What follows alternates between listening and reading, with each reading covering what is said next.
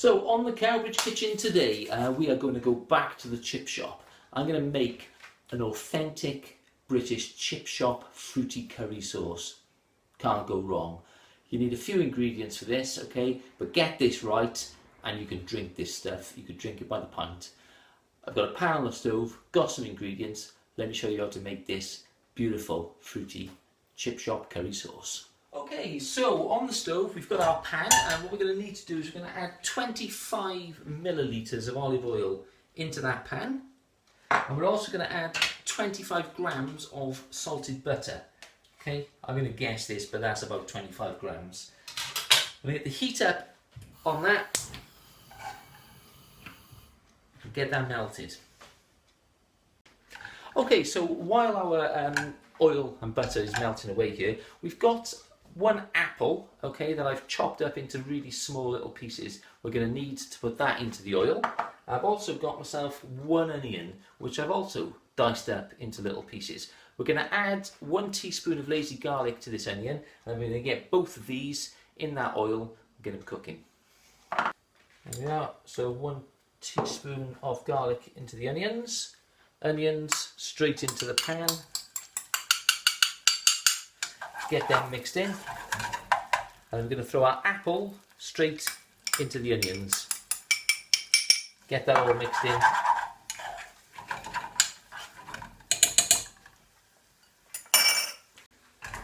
And then we're going to leave that cook on a low heat now, a real low simmer, for about 5 to 8 minutes or so, even up to 10 minutes, so we get all of that flavour from that apple, onions and garlic all mixed in to that oil. Okay, so while that's cooking, we've got a few other ingredients that we're going to be adding to this curry sauce.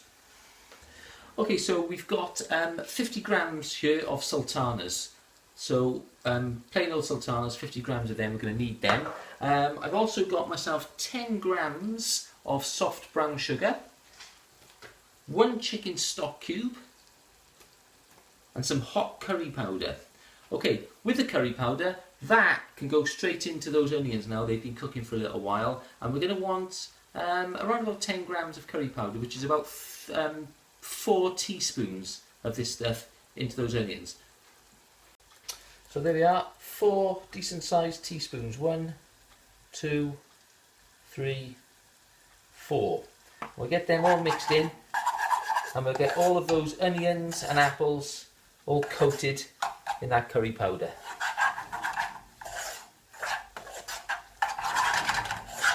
Okay, so while those apples and onions are marinated into that curry powder, what we're going to do is get ourselves a measuring jug.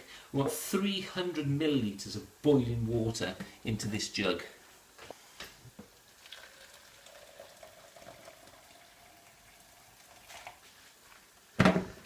Mix in your brown sugar.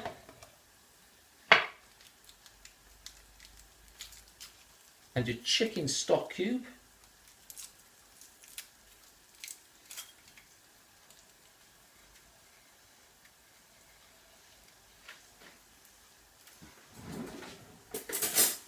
And then with the fork, get that all mixed in.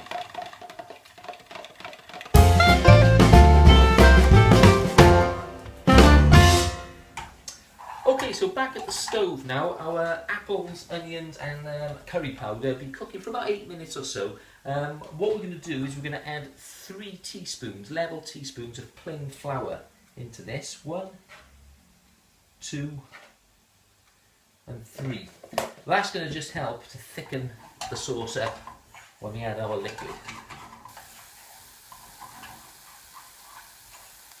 Okay, so what we're going to do then is we're going to add our 300 mils of boiling water, which contains our brown sugar and our chicken stock cube, into this paste. We'll add all of that and mix it in.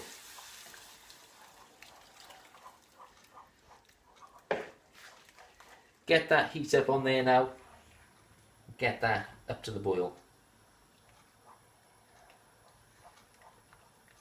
And there we are. So once you've got all of that water in, you want to get your sultanas, your 50 grams of sultanas, drop them bad boys into there, mix them up. As you can see in this curry sauce, it's thickening up lovely. Okay, so the last ingredient I'm going to add now to this curry sauce before I let it cook for about 10-15 minutes or so is some tomato paste. Now, depending how different, this will change the colour of the curry sauce. Okay, some lovely brown colour right now, but I'm going to add this a teaspoon at a time. Probably only going to add about 2 teaspoons of this just to give it a nice rich colour, and also that will help thicken it up a little bit more. So let's add a couple of teaspoons of this paste. Okay, so one at a time. One. We'll mix that in and see what the colour goes like. Wow, looks pretty good. You know what? I think 1 teaspoon is enough. It's got a beautiful colour. I'm just going to let that cook.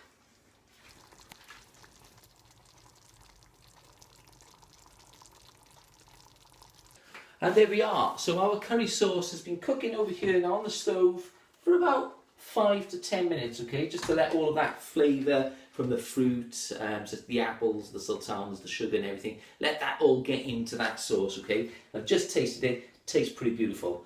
The only other thing that we're going to do with this now, I don't really want this much fruit, lumpy fruit in it, so we're going to run it through a colander into another saucepan, and then we're going to decant it into a container, and then what you can do is add back as much fruit into it as you want to.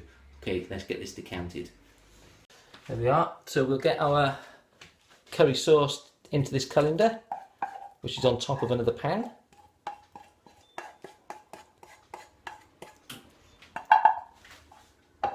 And we'll just run it all the way through there, and this should keep all of the big lumps out and in the colander.